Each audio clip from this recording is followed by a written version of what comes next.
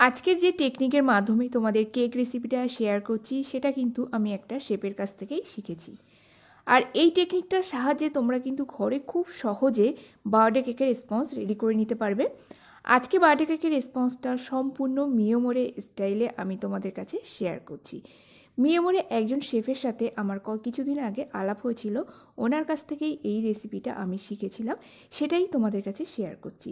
এটা ডিপ্লোমা কোর্সের একটা রেসিপি, যেটা কিন্তু তোমরা হাজার হাজার টাকা খরচ করে বিভিন্ন প্রফেশনাল বেকারি কোর্সের থেকে কোর্স নিয়ে থাকো।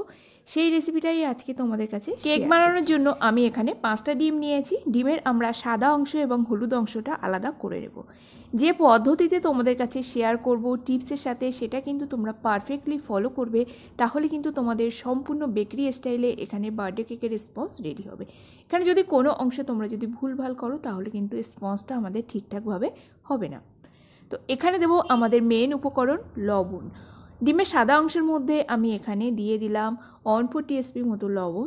তারপরে দিয়ে দেবো 2 থেকে 5 ড্রপের মতো এখানে ভিনিগার। যদি ভিনিগার না থাকে তোমরা কিন্তু এখানে লেবুর রসও অ্যাড করতে পারো। যদি লেবুর রসও না থাকে, ক্রিম অফ টার্টার থাকলেও সেটা 1 চুটকি ব্যবহার করতে পারো। এখানে দেখো আমি 2 থেকে 3 ড্রপের মতো কিন্তু ব্যবহার করলাম। আচ্ছা বন্ধুরা, এই স্টেজে কিন্তু আমরা ভিনিগার 2 থেকে 3 ড্রপের মতোই অ্যাড করব, এর থেকে বেশি অ্যাড করব না, কমও অ্যাড করব না।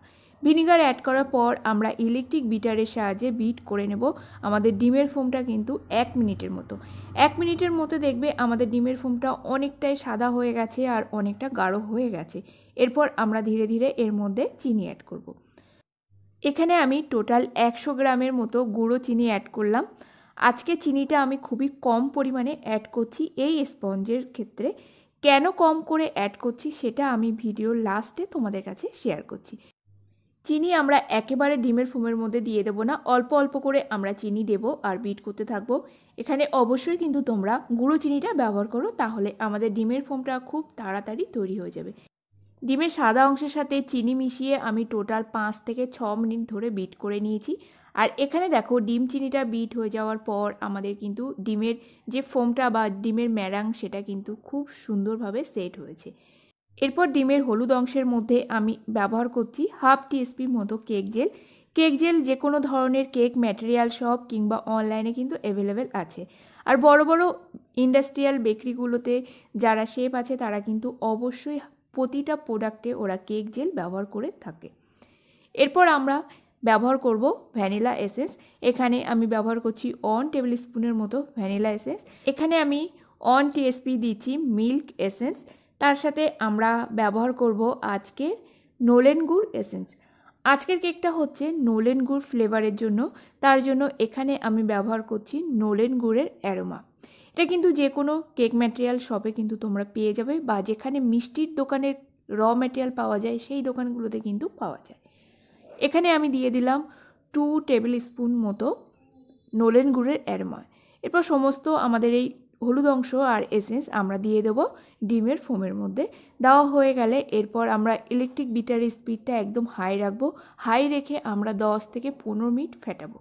এখানে আমার ডিমের পরিমাণটা বেশি, তার জন্য আমি টাইমটা বেশি হলো। যদি তোমরা একটা ডিমের স্পঞ্জ রেডি করো সেখানে তোমাদের টাইমটা কম হয়ে যাবে। তো এখানে স্পিডটা একদম হাই রেখেছি আর সাইড থেকে স্প্যাচুলারের সাহায্যে আমরা ব্যাটারটা একটু টেনে টেনে মাঝখানে নিয়ে আসছি। এই অবস্থায় দেখবে আমাদের 15 মিনিট পর আমাদের ডিমের যে ফোমটা রেডি হয়েছে সেটা কিন্তু ফুলে আরও দ্বিগুণ হয়ে গেছে। মানে একটা পারফেক্ট কেক স্পঞ্জ রেডি করার জন্য আমাদের যে ডিমের ফোম রেডি হয়েছে সেটা কিন্তু খুব সুন্দরভাবে রেডি হয়ে গেছে।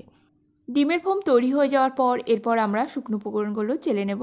তো এখানে আমি নিয়েছি 150 গ্রাম ময়দা, 1 কাপের মতো ময়দা। তার সাথে আমরা দিয়ে দেবো 10 গ্রাম বেকিং পাউডার, 10 গ্রাম ভ্যানিলা পাউডার, আর এখানে দিয়ে দেবো 10 গ্রাম মিল্ক পাউডার। সমস্ত শুকনো উপকরণ আমরা এখানে চেলে নেব। আচ্ছা বন্ধুরা, এখানে কিন্তু শুকনো উপকরণের সাথে আমরা লবণ ব্যবহার করব না, কারণ আমি লবণ প্রথমেই ব্যবহার করেছি ডিমের হোয়াইট অংশের মধ্যে, এটা কিন্তু আমাদের মনে রাখতে হবে। এরপর ডিমের ফোমের মধ্যে চেলে নেওয়া শুকনো উপকরণগুলো আমরা অল্প অল্প করে মিক্সড করতে থাকবো। তো আমার এখানে বাটিটা একটু ছোট হয়ে গেছে, তোমরা যে কোনো বড় ধরনের বাটি এখানে ব্যবহার করো। আর ডিমের ফোমটা যেহেতু বিট করার জন্য অনেকটা ফুলেও উঠেছে, তো একটু আস্তে আস্তে আমি স্প্যাচুলারের সাহায্যে মিক্সড করে নিচ্ছি। তারপর আমরা ইলেকট্রিক বিটারের সাহায্যে বিট করব। এরপর একদম ইলেকট্রিক হ্যান্ড বিটারের স্পিডটা আমরা লো রাখবো।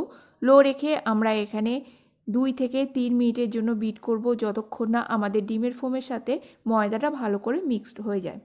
এটা কিন্তু একদম ইন্ডাস্ট্রিয়াল ফ্যাক্টরিতে যেভাবে রেডি করে সেই রেসিপিটা দেখাচ্ছি। ওরা কিন্তু বড় বড় যে মেশিনে থাকে সেইভাবেই কিন্তু রেডি করে। এরপর এর মধ্যে আমি অ্যাড করে দিলাম তেল। রিফাইন তেল এখানে ব্যবহার করলাম। রিফাইন তেল আমি ব্যবহার করেছি টোটাল 30 গ্রামের মতো। তেলটা দেওয়ার পর প্রথমে আমি স্প্যাচুলার সাহায্যে আগে একটু মিক্সড করে নিলাম, নাহলে যদি বিটার চালাই তাহলে আমাদের তেলটা ছড়িয়ে যায়। বিটার স্পিডটাও কিন্তু এই অবস্থায় একদম লো রাখবো। লো রেখে আমরা এখানে 2 থেকে 3 মিনিটের জন্য বিট করে নেব। তারপরে আমাদের এখানে ব্যাটার সম্পূর্ণ রেডি। ব্যাটারটা রেডি হয়ে গেলে আমরা কিন্তু এখানে স্প্যাচুলার সাহায্যে আরও একটু উপর নিচ করে মিক্সড করে নেব।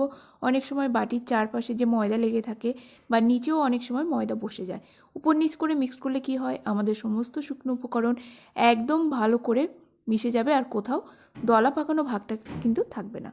এখানে নিয়েছি আমি 3টে মোল্ড, একটা 5 ইঞ্চি, একটা 6 ইঞ্চি আর একটা হচ্ছে 4x7 স্কোয়ার মোল্ড নিয়েছি। প্রতিটা মোল্ডে আমরা ইকুয়ালি কেকের ব্যাটার ঢেলে দেব। আজকের কেকটা বেক করব আমি ওটিজিতে 160 ডিগ্রি টেম্পারেচারে 30 মিনিটের মতো। আর আজকের কেকটার মধ্যে আমি চিনি কেন কম দিলাম, কম চিনি দেওয়ার কারণ এটাই, কেকটা যেহেতু নোলেন গুড় ফ্লেভার, আমরা বার্থডে কেকের স্পঞ্জে যদি বেশি চিনি দিই তাহলে কেক যখন আমরা সোক করব তখন আমি নোলেন গুড় দিয়ে সোক করব, তাহলে আমাদের কেকটা কিন্তু মিষ্টির পরিমাণটা বেশি হয়ে যাবে। এটা নোলেন গুড়ের কেক রেডি করে যেভাবে মিও মোরেতে, ঠিক সেইভাবে কিন্তু আমি তোমাদের কাছে রেসিপিটা শেয়ার করছি। আজকে শুধু বার্থডে কেকের স্পঞ্জের রেসিপিটা শেয়ার করলাম। নেক্সট ভিডিওতে তোমাদের কাছে শেয়ার করব নোলেন গুড়ের ইনসাইড ফিলিং থেকে ডেকোরেশন সমস্ত কিছু তোমাদের কাছে শেয়ার করব। তো এক এক করে আমি 3টে কেক আমার ওটিজির মধ্যে অ্যারেঞ্জ করে দিলাম। তো এখানে 20 মিনিট পর আমি কেকটা একটু চেক করে নেব, কারণ একটা কেক কিন্তু খুব তাড়াতাড়ি বেক হয়ে যাবে, যেটা স্কোয়ার টিনে আমি দিয়েছি। বাকি দুটো কেক বেক হতে আমাদের সময় লাগবে। তো এখানে স্কোয়ার কেকটা আমার বেক হয়ে গেছে, স্কোয়ার কেকটা আমি বের করে নিচ্ছি। বাকি দুটো কেক আমাদের বেক হতে কিন্তু এখনও 15 মিনিটের মতো সময় লাগবে। তো টোটাল এখানে আমাদের 30 মিনিট কিন্তু সময় লেগেছিল।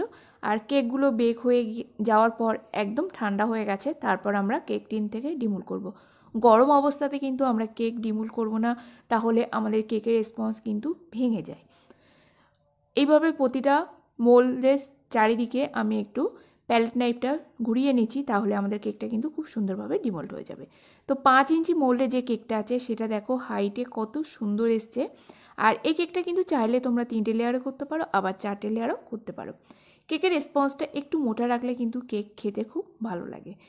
আজকে নোলেন গুড় ফ্লেভারের যে কেকের স্পঞ্জটা দেখালাম বন্ধুরা, কেমন লাগলো অবশ্যই কমেন্ট করে জানিও। যখনই আমরা নোলেন গুড় ফ্লেভারের কেকের স্পঞ্জ রেডি করব, সেই কেকে কিন্তু চিনির পরিমাণ খুবই কম দেব, না হলে আমরা যখন বার্থডে ডেকোরেশন করব সেই কেকটার কিন্তু মিষ্টি পরিমাণ বেড়ে যাবে। এটা কিন্তু আমাদের মনে রাখবে। তো আজকের মতো ভিডিওটি এখানে শেষ করছি, দেখা হবে নতুন একটা পর্বে। ততক্ষণ সবাই ভালো থাকবে, সুস্থ থাকবে। আর আমার স্পঞ্জের রেসিপিটা অবশ্যই ট্রাই করো। আর কেকের স্পঞ্জটা কেমন হয়েছে সেটা কিন্তু অবশ্যই কমেন্ট বক্সে জানিও।